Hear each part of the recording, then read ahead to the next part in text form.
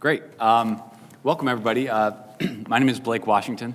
I'm the State Budget Director, here to provide a technical briefing on the governor's budget. With me today, I'm joined by Mark Masseroni and Matt Howard, both deputies to the Division of Budget, helped me greatly throughout this process, my maiden voyage, working on behalf of the governor and doing our budget for fiscal year 2025. Matt and Mark certainly were a tremendous help to me, but as a point of personal privilege, we have dozens and dozens and dozens of people that work with us at the State Division of Budget, my staff that are so wonderful at what they do. I think that, New York taxpayers generally should be happy that we have, that everyone should be so lucky to have people like we do to help pull this product together, to have a level of engagement and expertise that I was just so floored by. So thank you to my own division for all the work you do. So we'll jump right in. So we'll start with a brief overview of the economy. Of course, recession fears have receded over time. As we've seen, inflation is declining. Interest rates are still high, and they're going to take a little bit of time, but they're going to come back to pre-pandemic levels, if at all. That's because the Federal Reserve has remained vigilant. They're watching our post-pandemic recovery, watching inflation, ensuring that the United States economy does not fall into recession. But in doing so, that vigilance is a trade-off. That comes at the expense of a slowed economy and slow job growth. So we're not projecting an outright recession. The Division of Budget is not. But geopolitical shocks, things that are beyond our control, could turn some of the slow growth that we're seeing most recently into negative growth. We certainly don't hope for that, but that's something that we're always mindful of coming into any fiscal year. This chart tries to put a little bit of context of what we're seeing in the New York when we go out into our home communities to as a pressure test to see what people are doing. Are people working? You can see here in the United States, jobs have recovered to pre-pandemic levels. And you can also see that in the city of New York, fairly recently, those jobs have rebounded as well. That's unfortunately not true as the state as a whole. The state writ large lags behind the nation in job gains post-pandemic. And this is really what to get at this is really where the governor's mind is.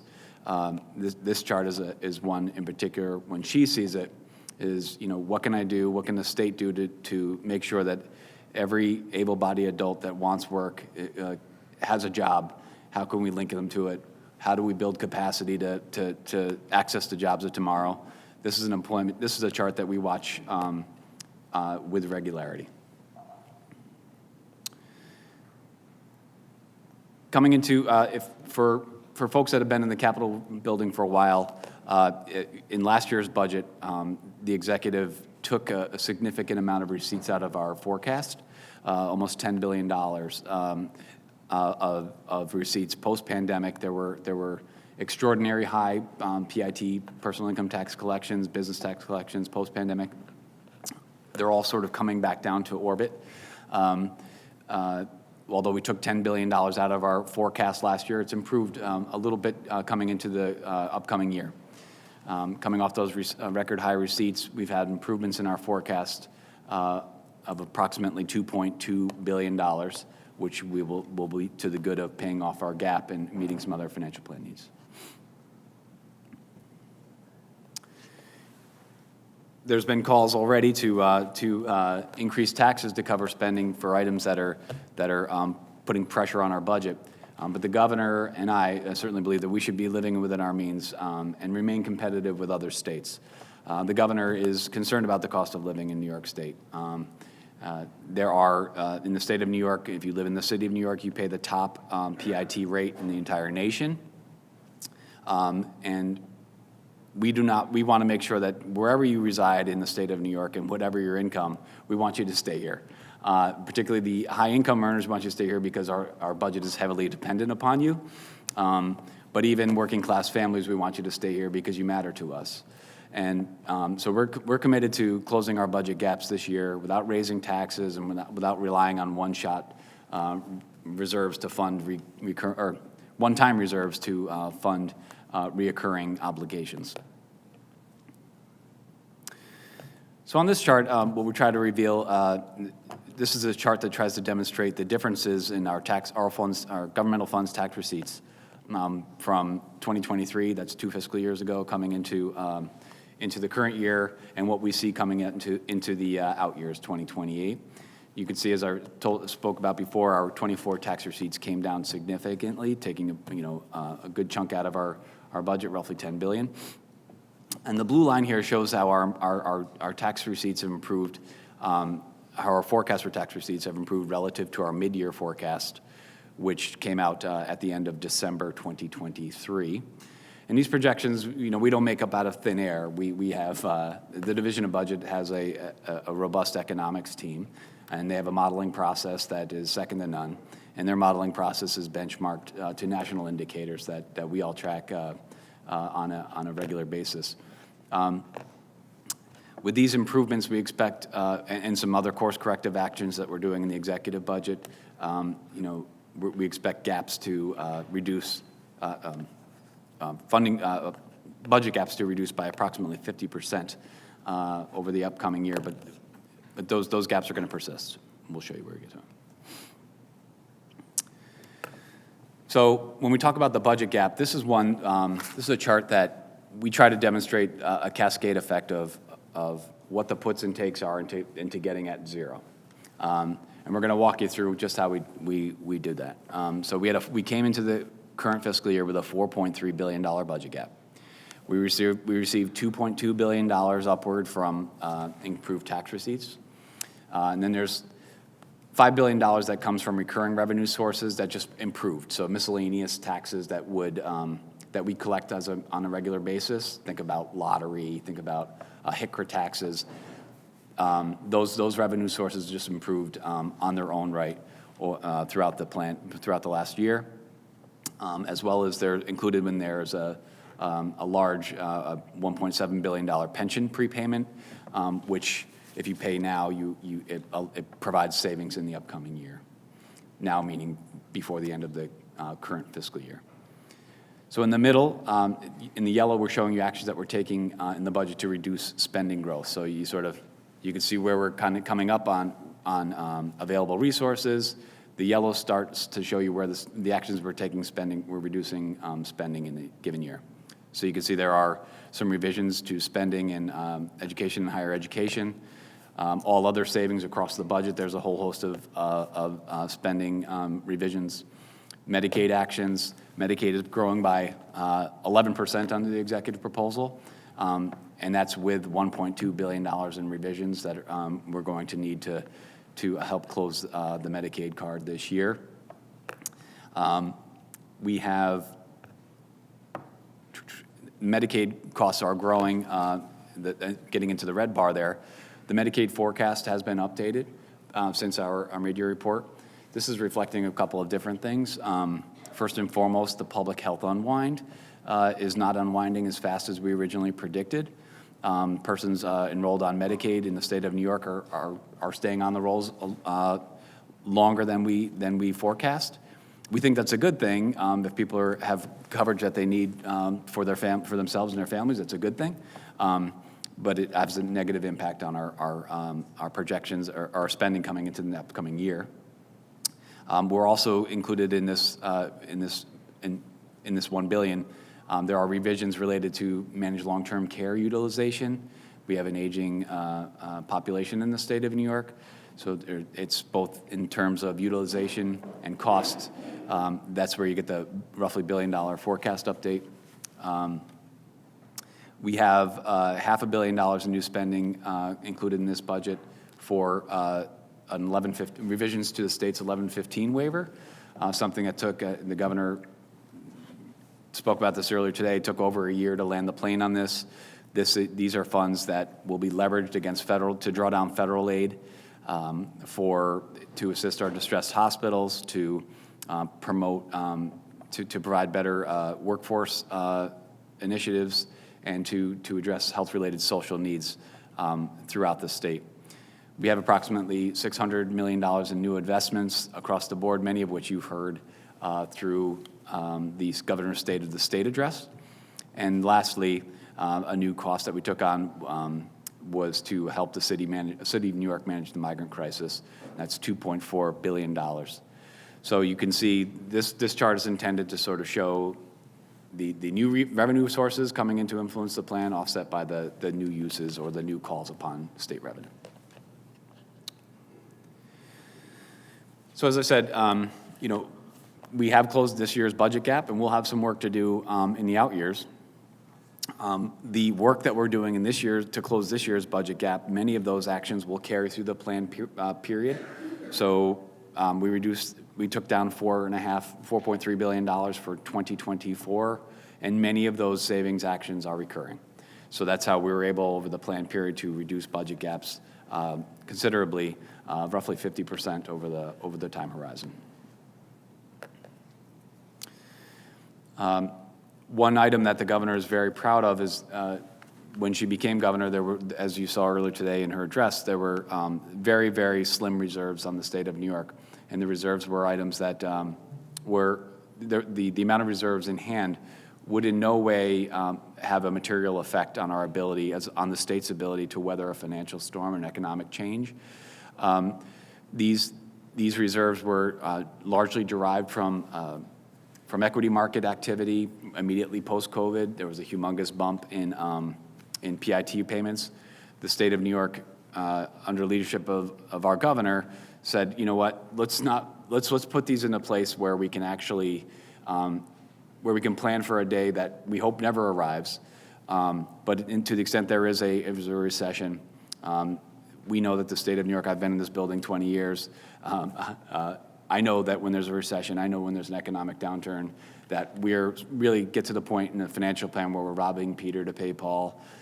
This is a wonderful hedge against any of that.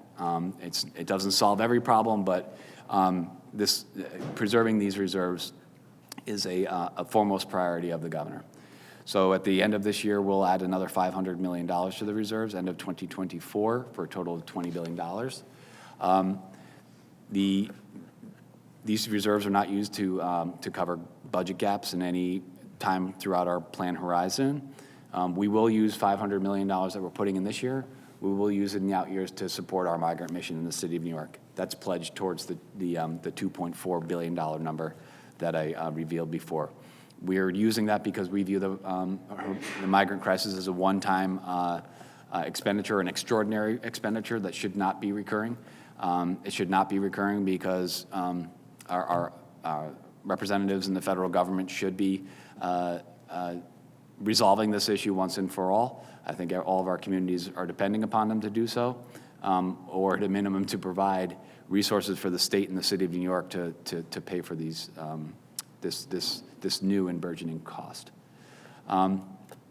There are some other reserves in the state of New York that are not revealed on this slide, or that are provided here that outside of the 19.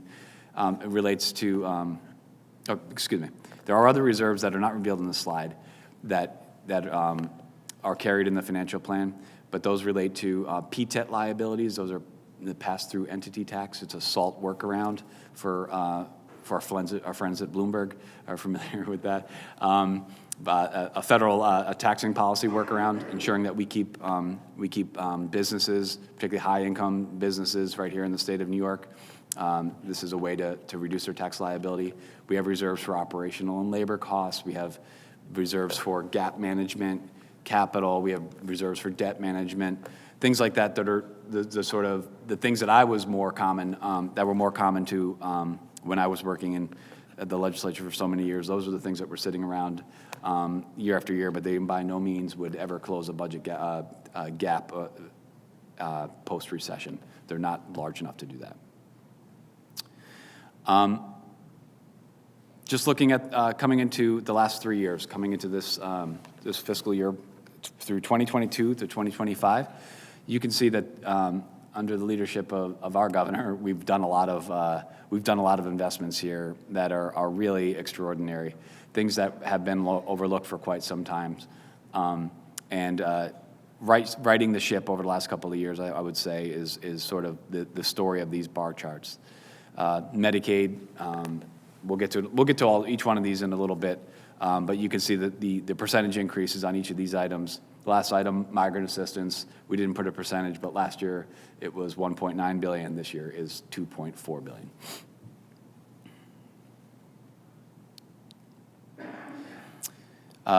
Again, keeping with some of our state operating funds spending growth, Medicaid and school aid, no surprise to anyone in this room, are the major cost drivers of spending for the state budget.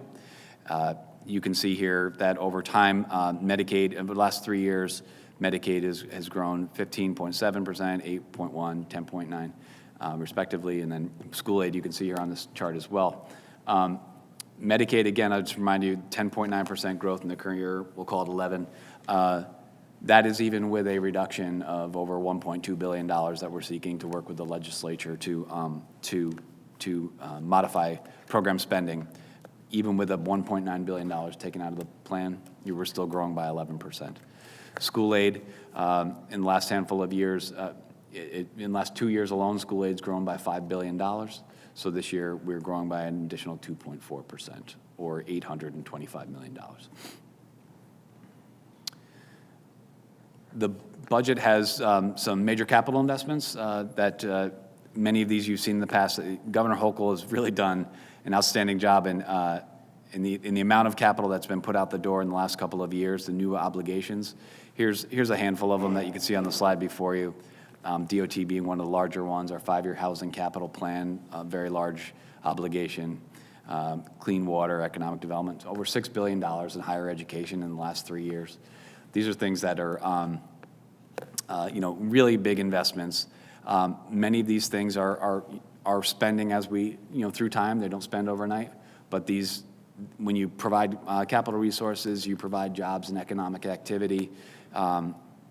But also you provide the social benefit of clearly clean water, clean air, safe roads, and smart people.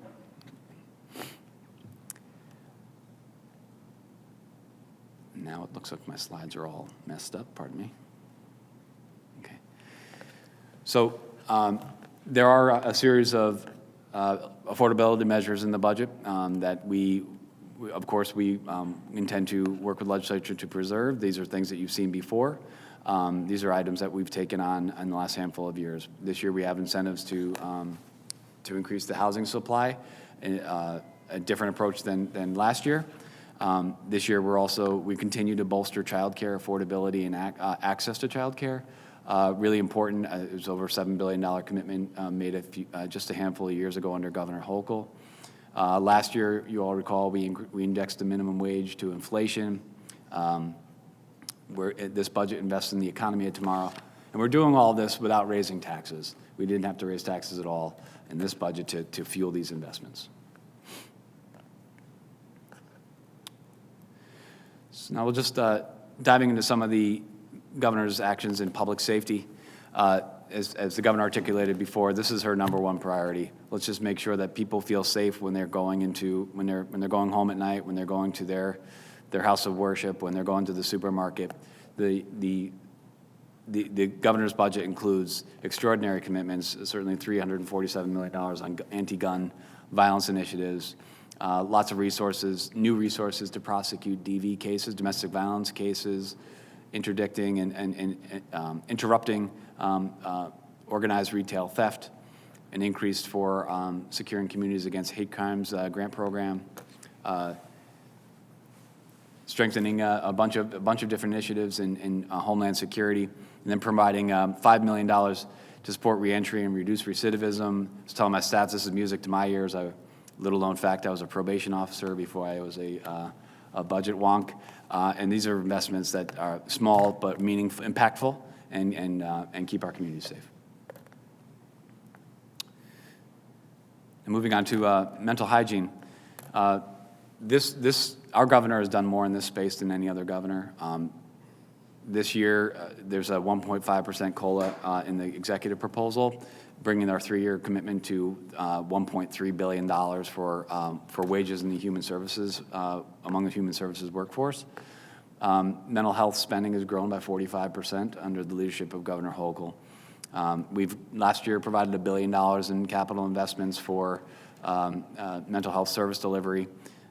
This year, Governor's not satisfied with what we've done thus far. 200 additional inpatient beds and a whole host of initiatives that were unveiled in the State of the State to tackle and address mental hygiene issues throughout the state. So as I alluded to before, on education, Governor Hochul has invested more than $5 billion into the public schools in her first 2 years as governor. The budget of last year fully funded the foundation aid formula for the first time in 17 years.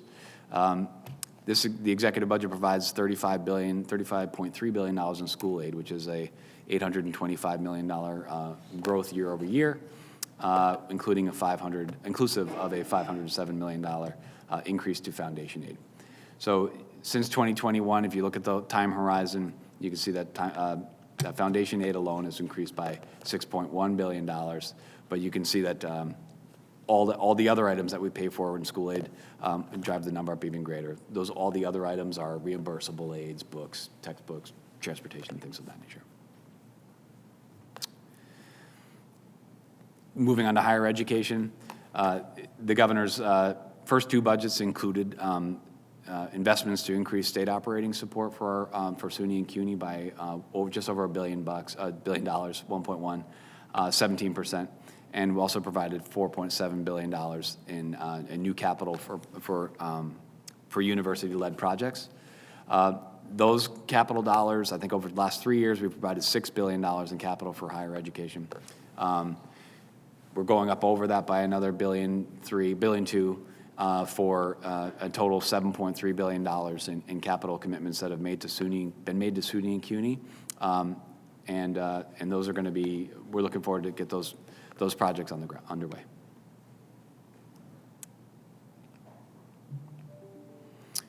Moving on to Medicaid and public health. First and foremost, after a year of negotiations, we have a $7.5 billion 1115 waiver coming to the state of New York, attempting to address health equity outcomes, that being one of the primary focuses of it. This waiver also provides for funding for distressed hospitals in our healthcare workforce. As I said before, in the current year's budget, we have to provide $451 million on the state side to help to leverage this, to draw down the federal aid. And we're going to leverage $1.7 billion over the next 3 years, 3.5 years to pull down the federal aid. This is something we're pretty excited about, to try to provide wraparound services for Medicaid recipients, to get them to stabilize for the harder cases, and these investments are key. I think that certainly our Medicaid budget I alluded to before, managed long-term care growth is something that is influencing is a big cost pressure on our Medicaid budget. The 65 and over population is growing, and by 2030, our population is, as you can see on this chart, 23% of the state population will be over the age of 65, and that was just 9% in 2000. So these are our parents and loved ones that we refer to as baby boomers, all coming sort of into our system at the time that everybody would have expected. So again, managed long-term care costs are reflecting these new enrollments. Medicaid in general, setting aside managed care, MLTC, for years upon years, you can see the yellow chart, the yellow bar part of this chart. You can see the state level investment was very, very flat. The governor found this to be unacceptable when she first came into office, and she's thus made some pretty significant investments, $8.5 billion in increases over the last 3 years. And those include rate increases that have not been done in 10 years, includes increases to wages and other subsidies to hospitals across. There's a whole host of different items under the hood there, but it's a pretty substantial commitment from the state of New York. This chart just reveals, that the work that the governor has done since being our governor. That 23 and 24, the first rate increases in a decade. 1% and then 7.5%, 6.5% respectively. These are increases that we were able to manage within the financial plan. These are increases that are still moving forward into the current year. These are things that we planned for, and not necessarily, they're one component of the drivers of Medicaid spending, but these were things that we actually planned for. Where we're looking at revisions to Medicaid spending are the things that we didn't plan for: the increased enrollment, the doubling up of some of the expenditures on the managed long-term care side. So this chart just shows over 10 years, nothing happening. Governor Hochul comes in and tries to right the ship. Certainly in our hospital and nursing home sector, those are two areas that we're flagging for quite some time.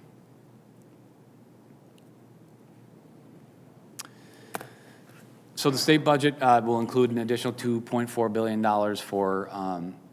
for migrant costs to assist the city of New York and the state of New York to address the migrant crisis. Since the asylum seekers have come to the state of New York, both the state and city have provided significant resources to promote humanitarian aid and to promote public safety and public order as well. New York City has become the epicenter of the migrant crisis, and as the governor has said before, she would do whatever she could do to help the mayor help to weather this storm. This is not a crisis of the city's making, nor of the state's making, but it's something we all have to join hands on to try to rectify. The city of New York is our state's economic engine, and we want people to go there, to live there, to work there, to spend tourism dollars there, and so we know that this $2.4 billion investment is key to make sure that we're efficiently meeting the new migrants when they come, and allowing for the city of New York to manage the crisis to the best of their ability. What's clear is that the city and the state cannot do this alone, can't do it forever either.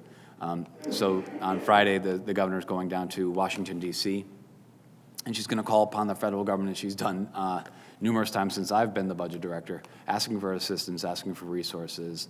The last, one of the big ones that the governor was able to secure recently was just allowing for us to engage some of the population to link them with jobs, our Venezuelan population in particular. And that's something that state and city agencies have been working on intently for the last handful of months. The budget has a bunch of other investments that, the $25 billion housing plan, of course, that you're all familiar with. The budget will make $650 million in discretionary aid contingent upon becoming a pro-housing community. That discretionary aid is items that are routinely rewarded through the consolidated funding application process, where these are your DRI, your downtown revitalization programs, economic development programs. There's probably 10, 12 different items under the hood that are pledged to municipal governments in any given year. So in order to access those funds, we want a commitment that you're actually that you as a municipal government are committed to building housing, because there's no more time to lose here. So that's why we're trying to incentivize the process. Our $25 billion capital plan, it's not all state funds, it's not all state capital funds. For the good of the order, it's a mix of capital resources, state and federal tax credits, and all other subsidies. So this was announced a handful of years ago, but it's not all like a capital project fund.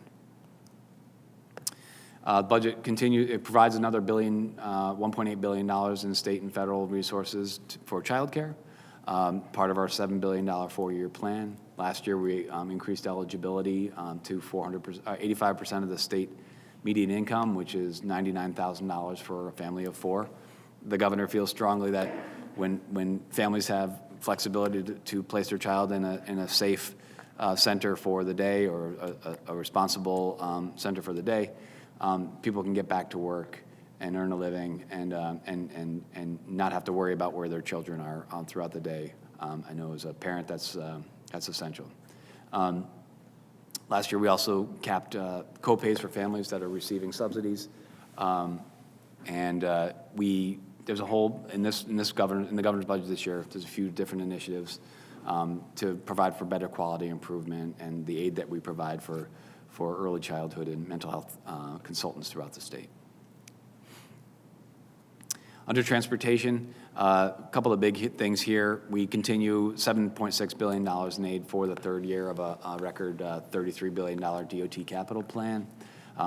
That's an investment in our roadways, our bridges and rail, non-MTA transit, upstate, downstate, City of New York, outside of the City of New York. This is a big, broad measure of DOT's role in our communities. Upstate and downstate transit, upstate will receive approximately $323 million. Non-MTA transit would receive about $551 million. Both are receiving a 5.4% increase. The difference between the two is that the base funding for each are derived from fees and taxes that are leveraged at a local level. So the non-MTA systems are those fees and taxes are derived from downstate New York, whereas upstate, of course, the base is different, and that's why it's a little lower. So that's the way it's always been. But the governor made sure that this budget trued up the upstate system value to the downstate value on a percentage basis.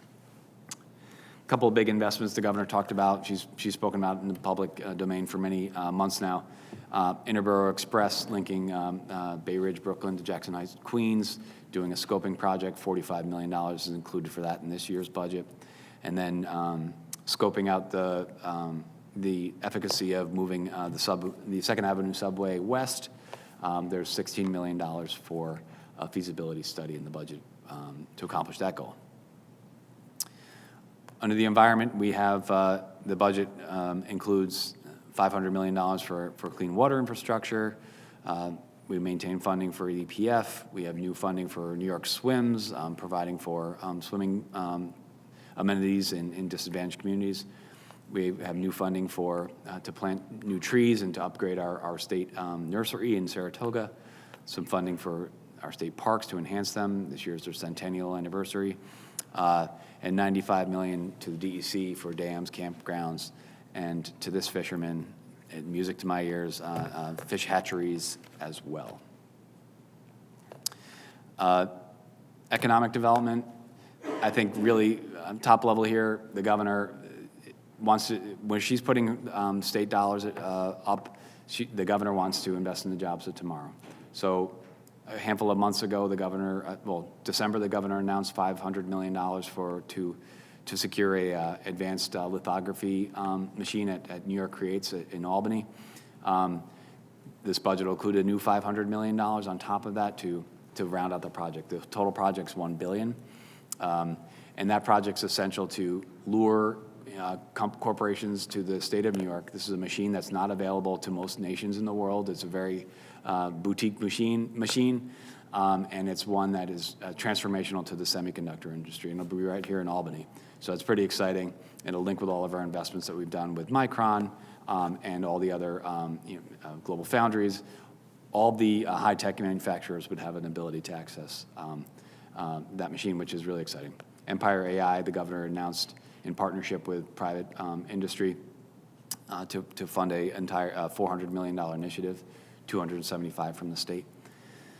And then last on-ramp, this is the initiative the governor announced earlier, where we're going to site 4 workforce development centers on the I-90 corridor, promoting access to the jobs that are expected with the development of Micron in Central New York.